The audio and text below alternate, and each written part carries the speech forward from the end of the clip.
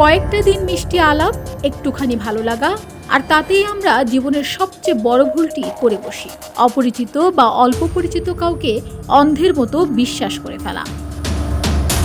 একটা সুন্দর হাসি আর একটু মিষ্টি কথার আড়ালে যে কতটা ভয়ঙ্কর অন্ধকার লুকিয়ে থাকতে পারে তা আমরা কল্পনাও করতে পারি না। সামান্য পরিচয়ের জেরে হুট করে লং ড্রাইভে বা নির্জন পাহাড়ে ঘুরতে যাওয়া যে আপনার জীবনে কতটা বড় বিপদ বয়ে আনতে পারে, আজ তারই এক নির্মম বাস্তব উদাহরণ আপনাদের সামনে তুলে ধরব।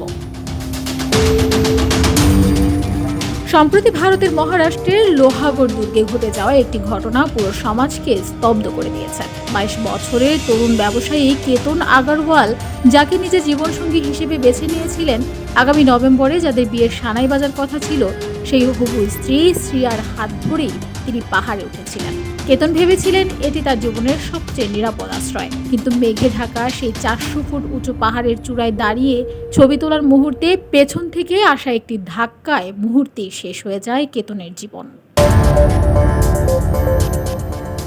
সবচেয়ে ভয়ঙ্কর বিষয় হলো, ঘটনার পর পুলিশকে ফোন করে শ্রিয়া যে কান্নাকাটি আর দুর্ঘটনার নাটক সাজিয়েছিল তা ছিল কোনো পেশাদার অপরাধীর চেয়েও নিখুঁত।